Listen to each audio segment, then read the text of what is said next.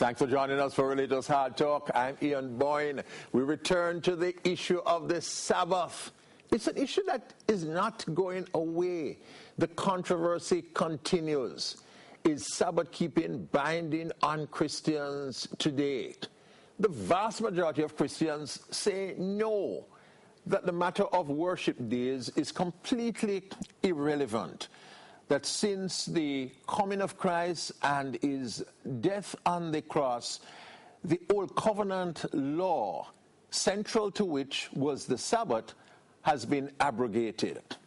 This has been the standard teaching in Christianity for nearly 2,000 years. But there have always been dissenters. Today, primarily, we have the Seventh-day Adventists, the largest Sabbath-keeping, Seventh-day Sabbath-keeping denomination in the world, and the largest denomination in Jamaica. So the Adventists maintain that traditional Christianity has been wrong about this, that God still requires the seventh-day Sabbath to be used as a mark of worship toward him as creator. Well, a former high-flying Seventh-day Adventist evangelist and a ministerial student of theology at Northern Caribbean University, Elce Lauriston, is here with us. He has rejected Adventism, has rejected Sabbath keeping, now says he was mistaken, he was deluded about Sabbath keeping while he was an Adventist, and all of those times that he was preaching to people and bringing people in the great Advent movement. And today he wants to tell us the reasons why, some of the primary reasons why he has now rejected Sabbath keeping as binding. And we're going to give him the time. He's going to speak for initially 6 minutes without any interruption. He's going to give the major arguments for his non-Sabbatarianism. And afterward, I will engage him. So tell your friends about the program during the break. Not an interesting hard talk. We're going into the Word. We're going to be drawing on scholarship in looking at this matter of Sabbath keeping. We thank you for having joined us. Elce, good to have you on the program. We look forward to this interaction. I know you're a young man of great confidence, and you have studied the arguments that I have given in support of Sabbath keeping, and you feel that you have the authoritative, or certainly the decisive defeaters to those arguments. Let us hear some of your major reasons for rejecting Sabbatarianism. Well, let me say first and foremost, and thanks for having me back on the show to be able to properly share some reasons for which I have rescinded mandatory Sabbath keeping for Christians. And so I do hope that Christians listening, both Sabbatarian and anti-Sabbatarian alike, can be benefited and be proud to think on this issue regarding the Sabbath and why there are a lot of issues with it today. There are several propositions that I have against the Sabbath when I study the scriptures. The first thing is that the Sabbath, firstly, is a Jewish institution that was established by God with ancient Israel at Mount Sinai. And when one reads Exodus chapter 16, Nehemiah chapter 9, and Psalm 147, verses 19 to 21, we'll see this. So primarily, the Sabbath was a Jewish institution that God established with them at a specific time in history. Not only that, but the Sabbath was also an exclusive Old Covenant sign or seal between God and Israel. And Exodus chapter 31, as well as Ezekiel chapter 20, spells this out in the most profound way. So it was an exclusive Old Covenant sign or seal of the covenant between God and ancient Israel, not between God and the entire world, etc. The Sabbath was a ceremonial feast that was modeled after God's creation pattern of 6 days of work and 1 day of rest. We see this in Exodus chapter 20, verses 8 to 11, as well as Leviticus chapter 23, verses 1 to 3, where the Sabbath command is given And Israel is told to work for 6 days, rest for one, because God did the same thing. He worked for 6 days and he rests for one, and he's telling them to do the same thing. And in Leviticus, in a list of all the ancient Jewish feasts, we see the first one is the Sabbath, where God tells them, these are my feasts, these are my holy convocations. 6 days you should work, on the 7th day you should rest. Deuteronomy chapter 5 records that the Ten Commandment covenant, or the Mosaic covenant, was not made with the Israelite fathers. Abraham, Isaac, Jacob, etc., going back straight to Adam. It was not made with them, but with Moses and the Israelites who were there alive at that time. Then it goes on to state the Ten Commandments as the very words of the Old Covenant. And it's interesting in chapter 5, verses 12 to 15, where the Sabbath commandment is reiterated to Israel, that one of the reasons God for giving them the Sabbath is because they were slaves in Egypt, and God miraculously delivered them therefrom. Therefore, he commanded them to keep the Sabbath. So right there we see it was a reminder, a memento of Israel's past slavery and God's delivering them therefrom. As an Old Covenant sign, its validity and keeping is based on the validity, terms, conditions, and rules of that covenant. So one cannot project Sabbath keeping into the New Covenant faith, but at the same time one holds on to the Old Covenant command of Sabbath keeping. Sabbath keeping as an Old Covenant institution can only be defended, kept, and presumed to be valid based on the terms and conditions of that Old Covenant. While provision was made for non-Jews or Gentiles to keep the Sabbath if they became part of Israel and the Old Covenant by firstly being circumcised, it was not naturally binding on them, nor were they expected to keep it outside of the covenant community. So Isaiah 56, we see where the Gentiles are considered to be blessed who join themselves to the Lord and the covenant and his people and who keep the Sabbath. And the eunuch as well, provision is made for them to keep the Sabbath and be blessed. But at the same time, these individuals outside of the Israelite covenant, outside of that community, were not expected to keep the Sabbath. Provision was made, but it's not mandatory on all of them, on Gentiles. As one of the key ceremonial feasts of the Old Covenant, whenever Israel became unfaithful to the covenant, idolatrous and wicked, the Sabbath became meaningless and God hated it and abolished it. This fact alone, I believe, proves its ceremoniality. And there's a plethora of passages I will share later on that substantiate this. God never rebuked, chided, or destroyed a Gentile nation for its lack of Sabbath keeping or its violation. However, he always rebuked or destroyed them for moral laxities, immorality, idolatry, injustice, wickedness, etc., but never for anything related to Sabbath or feast keeping. Only Israel is always rebuked or destroyed for Sabbath-related matters. This too proves its centrality to Israel and exclusivity to them as his covenant community and not Gentile nations. The abolishment of the Old Covenant, its terms and conditions, rules and administration, automatically abolishes the Sabbath as that covenant sign. The New Testament does not recognize Sabbath keeping or any other day as an integral part of the gospel and New Covenant faith in Jesus Christ, nor as a moral obligation and standard for all Christians throughout all time. Whereas the Sabbath was the sign of the Old Covenant for Jews, it does not serve that function in the New Testament or New Covenant. The Holy Spirit is the sign or seal of the New Covenant for Christians. The Sabbath is explicitly abolished by the contents of Colossians chapter 2 and implicitly by those of Romans 14 and Galatians chapter 4. Correctly understood, those passages make it clear that Sabbath keeping or any other day is a matter of personal conviction.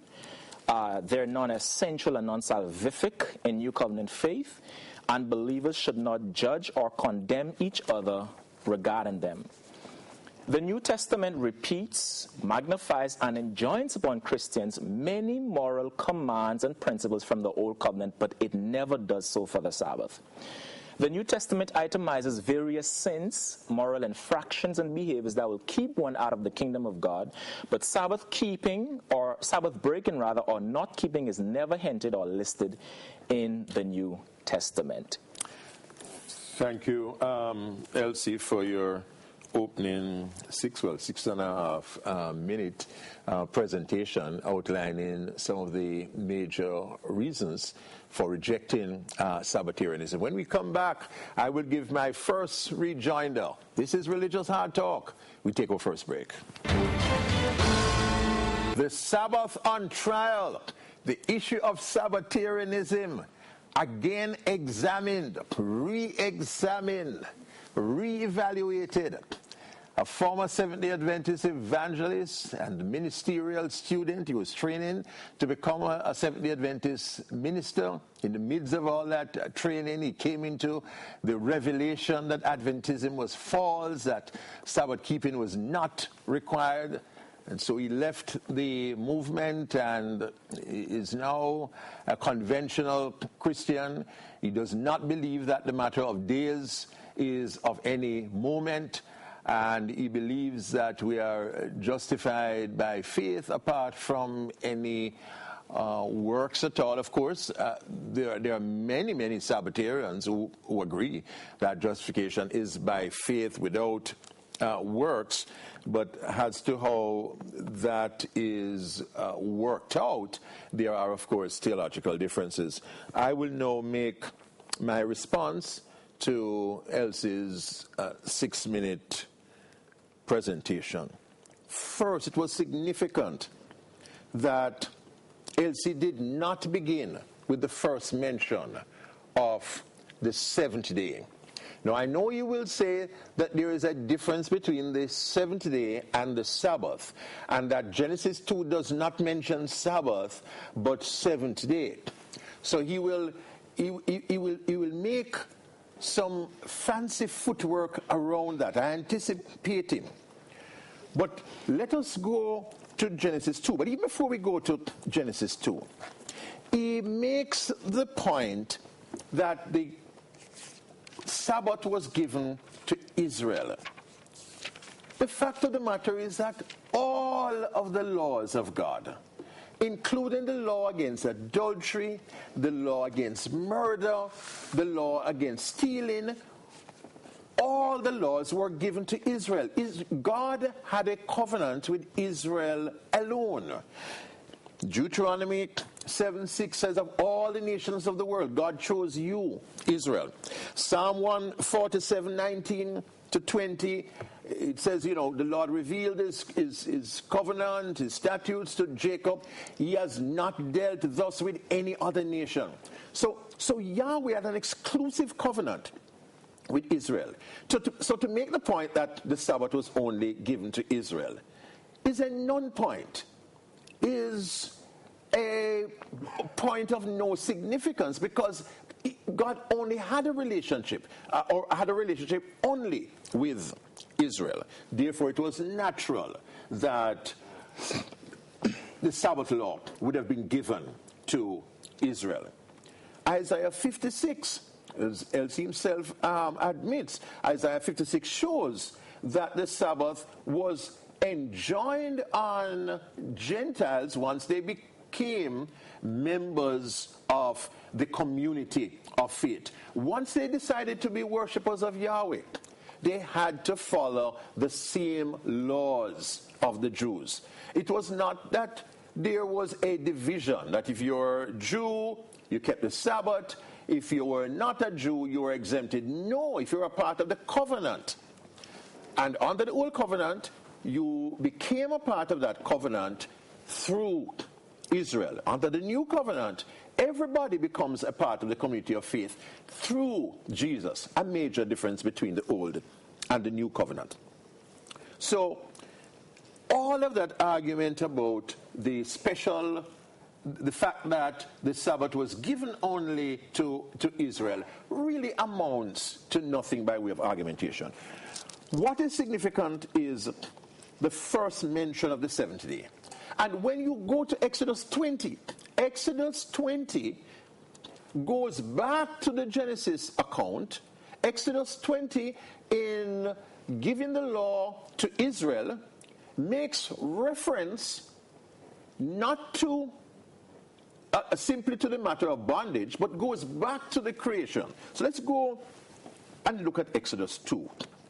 Exodus 2:2. On the seventh day, God finished the work he had done, rested on the seventh day from all his work.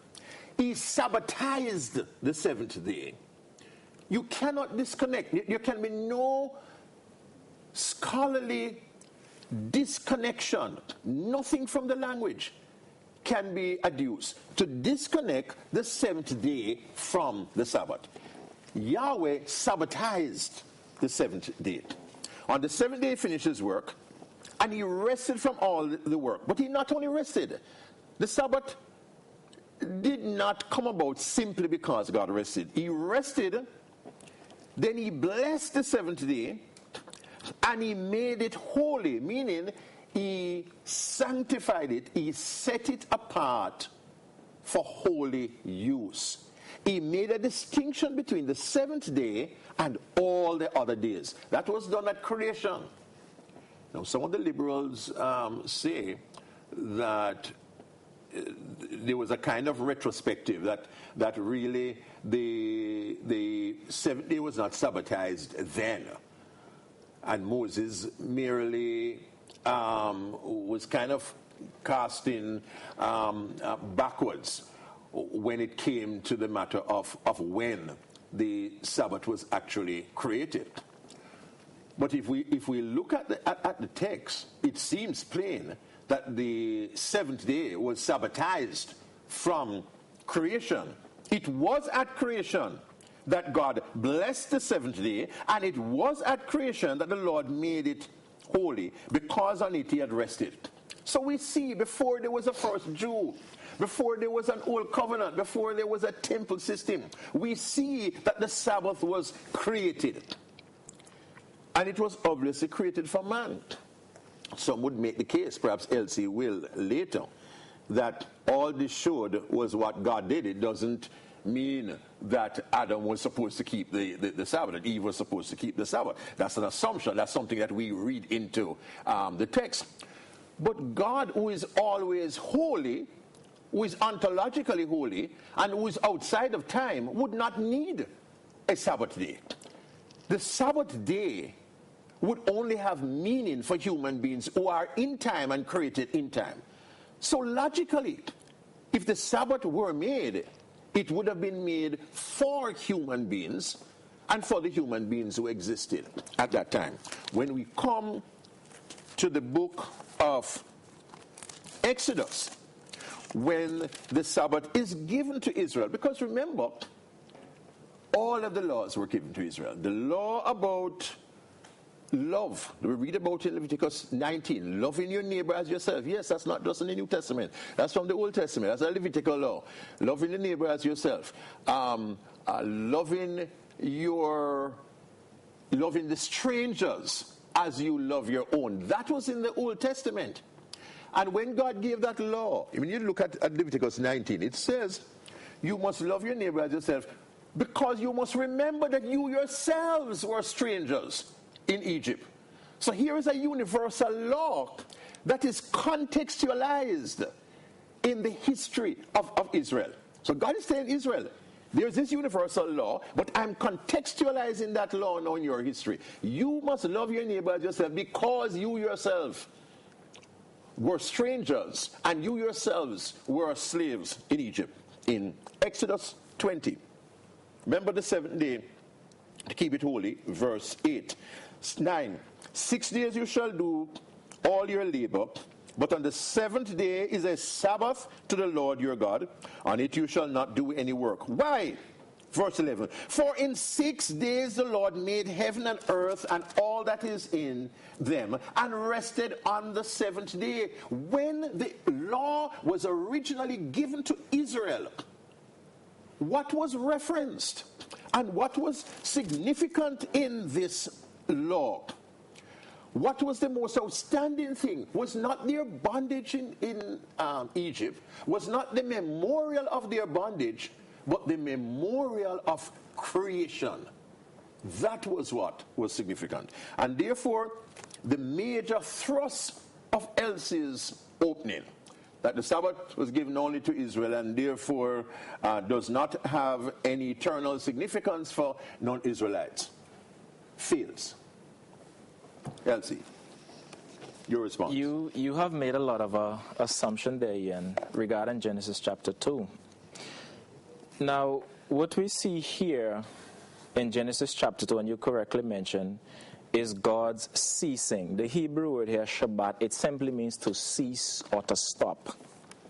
And after ceasing or stopping, God blessed the day, he declared it holy because he finished all his works. Now, after Genesis chapter 2 and between Exodus 16, there is no indication that anyone kept any sort of day as a Sabbath or were commanded to keep any day as a Sabbath.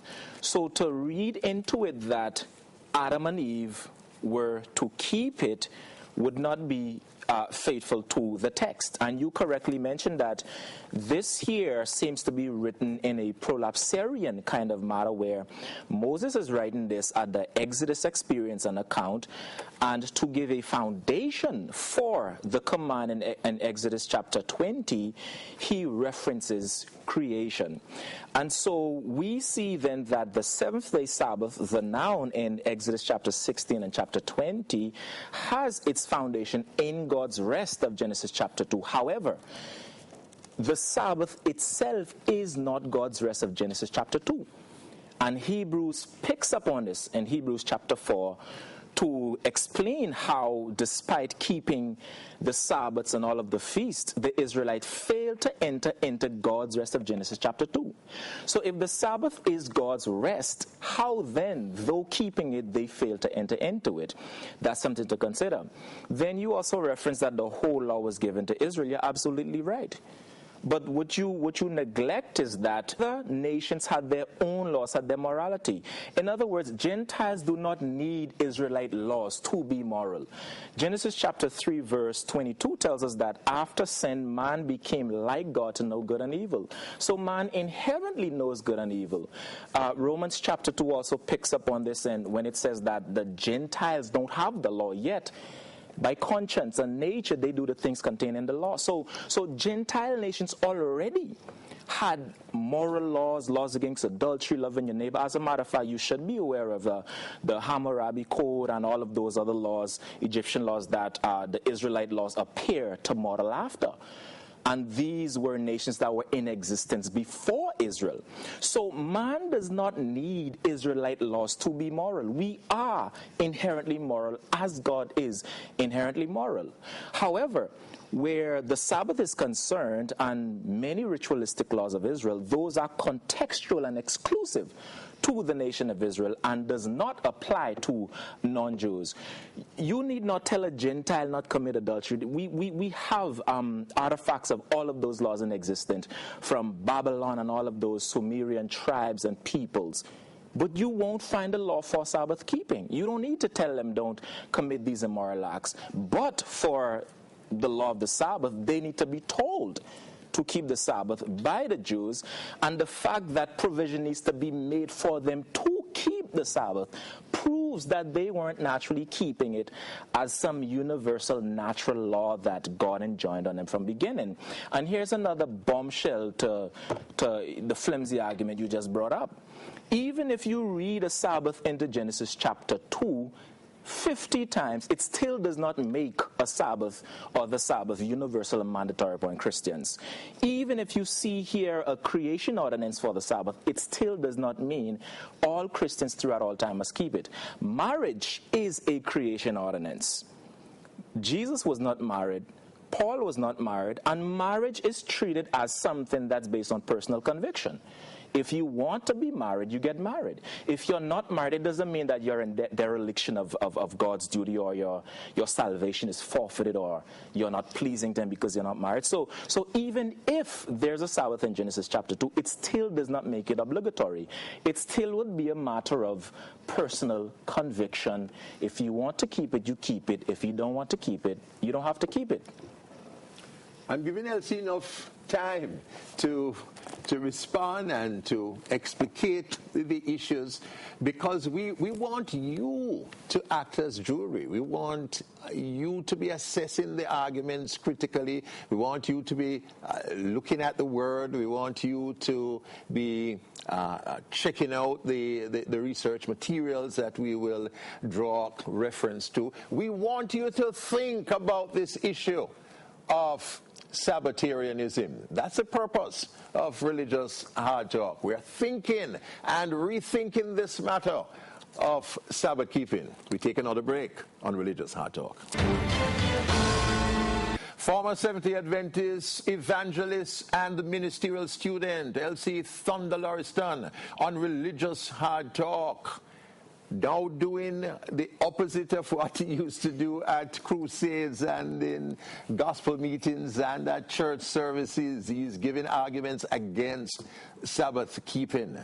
And I'm putting forward the position of the Sabbatarians on this program. So we're having the kind of lively and hopefully enlightening interaction that you will find useful. Now, Elce, that point about even if the Sabbath were a creation ordinance, that would that would not mean it is binding. That is true. That necessarily wouldn't make it binding.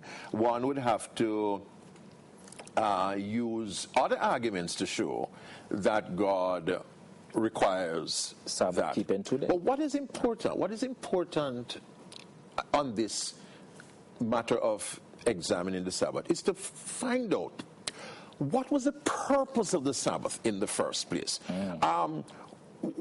What was the Sabbath designed to do? What was it designed to memorialize? This is key.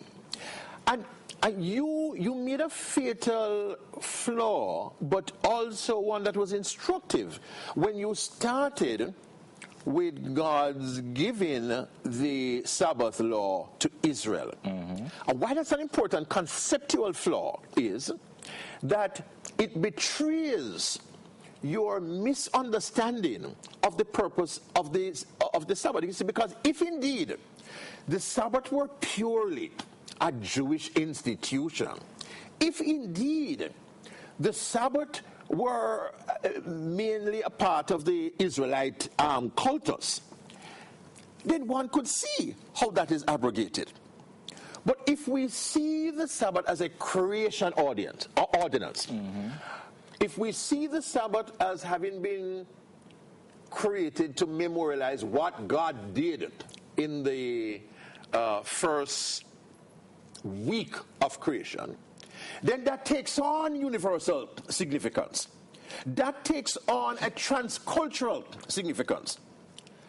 When you go back to the well-known principle of the law of first mention, and you examine Genesis 2, God finished his work.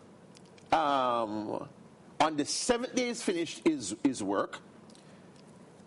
Not the 6th day. He finished the work on the 7th day because he created something on the 7th day. He created the Sabbath on the 7th day.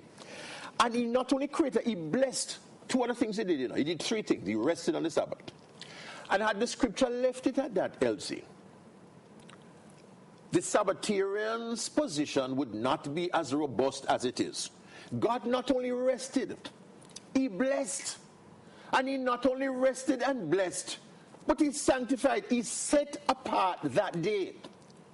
Remember now, Elce, there was no temple, there was no old covenant, there was no sacrificial system. There was no sin.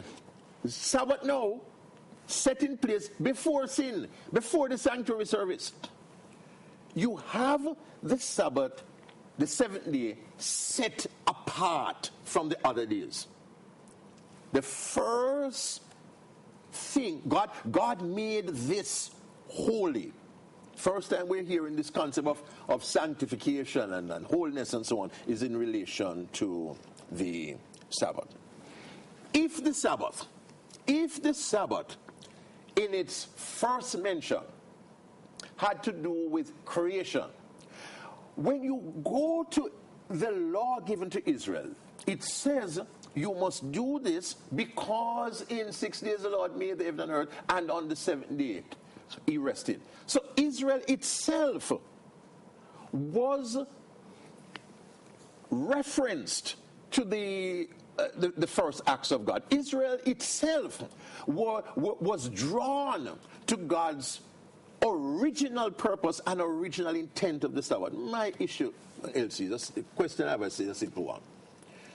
If God created the Sabbath as a memorial of creation, what is so wrong today if New Testament Christians, if New Covenant Christians celebrate the Sabbath?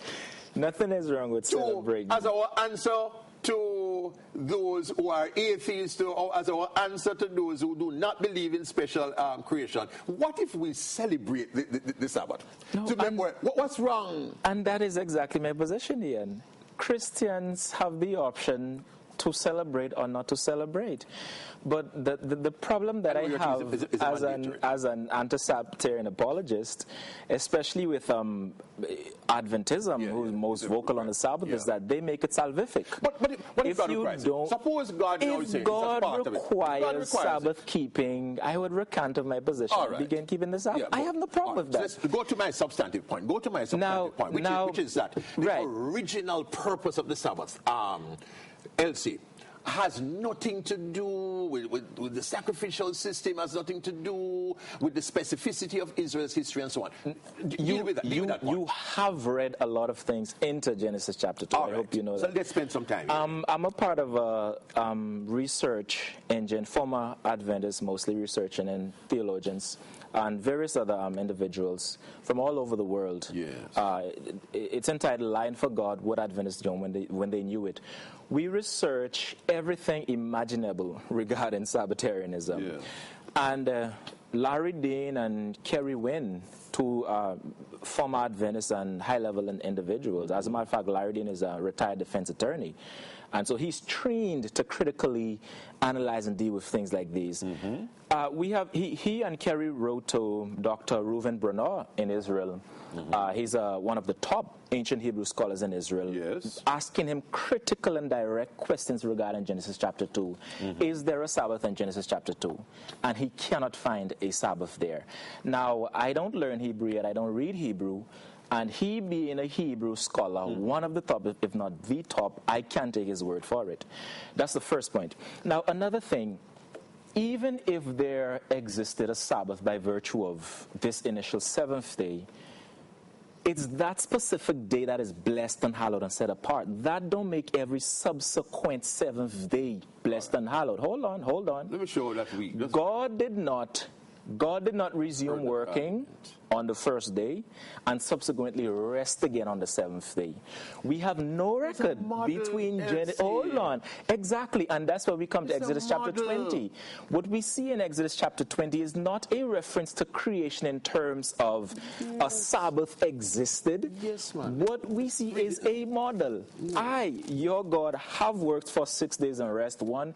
You too must work 6 days and rest one as well. And he gives them the Sabbath, which point I made earlier. The same seventh day, right? It's not the same seventh day. No. There is nothing. But he could have given him first. All right, listen. If it were a model in the sense in which you are misusing my reference to model, if it were a model in that sense, Elce, it wouldn't have to be the seventh day, It could be any day of rest. It could be first. It could be given the third.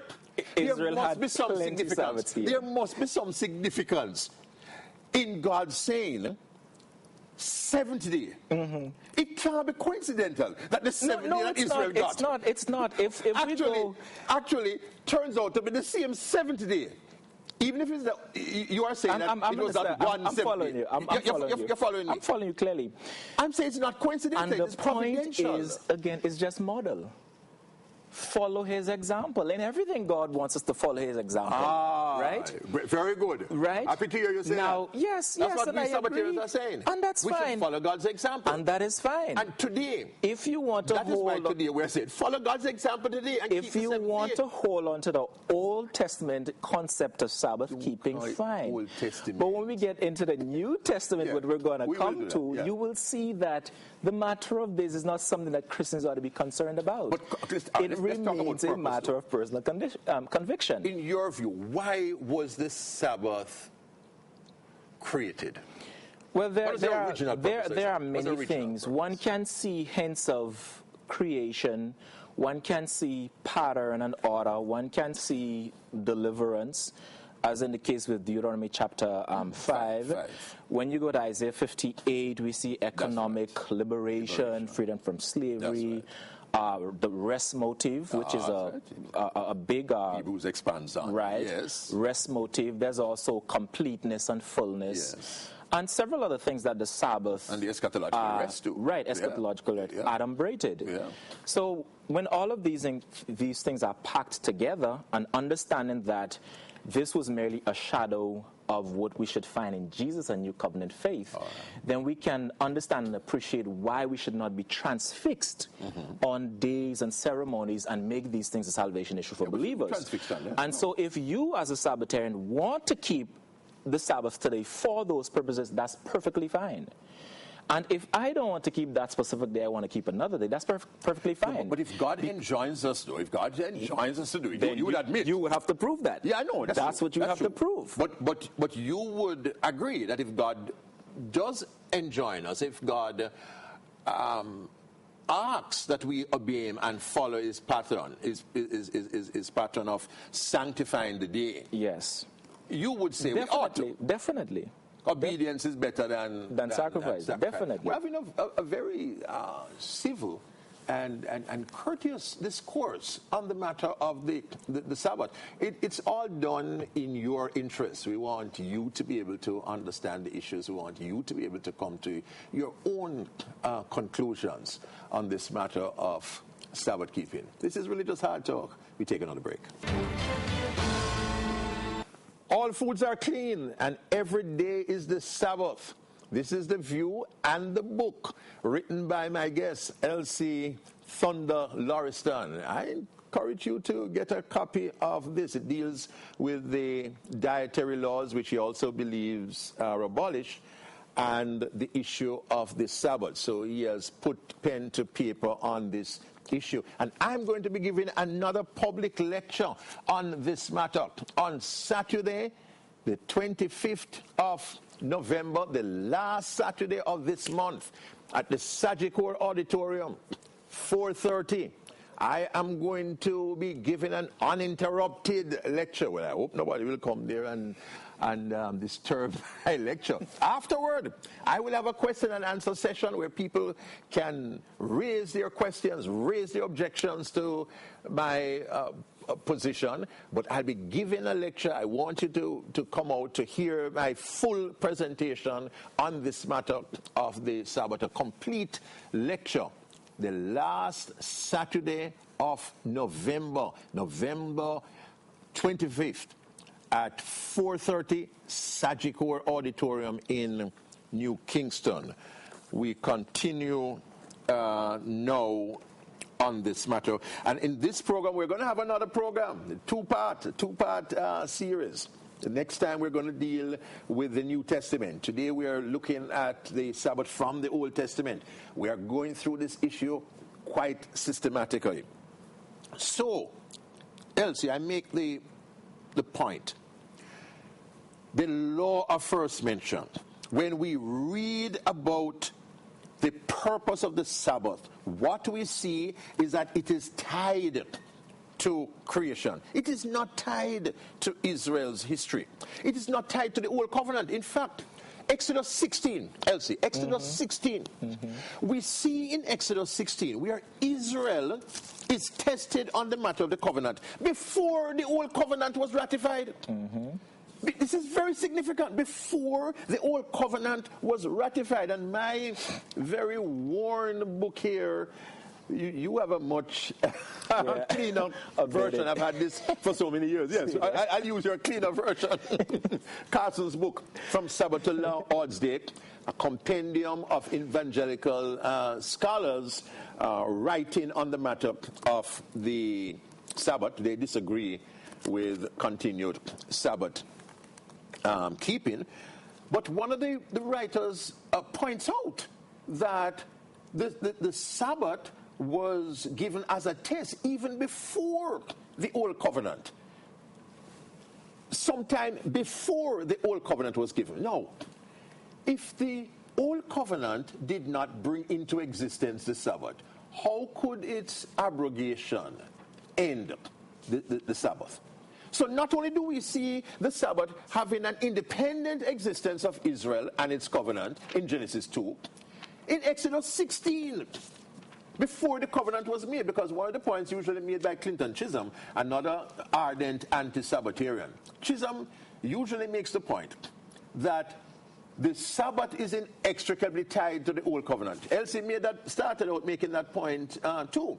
The Sabbath is inextricably tied with the Old Covenant. The Old Covenant cannot be abolished and leave the Sabbath intact. But Exodus 16, God is requiring and saying to the people, how long will you disobey me?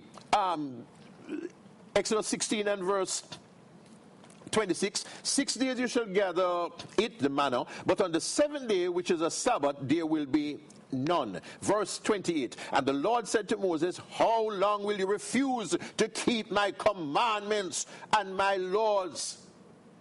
In Genesis 26, your Elce said that, no example of anyone's keeping the Sabbath. Genesis 26 says, Abram kept, my fathers kept God's commandments and laws and statutes. And we see in the Old Testament that all of the laws are in the Old Testament, are referenced in the Old Testament before the Sinaitic covenant. Joseph ran away from Potiphar's wife and called adultery a great sin. There was no law against adultery as codified. I dealt with that, Ian. No, other nations had no. Other nations had moral laws. No. To piggyback on your before Exodus 20 and ratification of the covenant, yes. In Exodus chapter 12, Passover and unleavened bread. You know that would be a problem for me. That would be a problem for your 70th. Is mentioned before. Precisely. The covenant. Yes, absolutely. Yet the New Testament has no problem in its abolition. No. And I've already discussed. The days of unleavened bread are still to be kept. I don't see anywhere where they must be kept. You see our problem. Especially where the New Testament is concerned, and I will prove that to the prof. And I have to commend you for that because Adventists and several of the others, they are very inconsistent and shallow and with their Sabbatarian theology. It's very shallow. Their theology of the Sabbath is the easiest one to knock out. And my book actually does that. Your slender book knocks. Which I'm sure they won't be able to respond to. But anyway, let's hope the Adventist Church has a lot of highly credible and highly reputable theologians. And for every argument they put out, we knock them out one after the other. The latest being Ron Dupree with his what can't be found in Colossians 2, judging the Sabbath. Yes. Flimsy, weak arguments. Yeah, he's weak.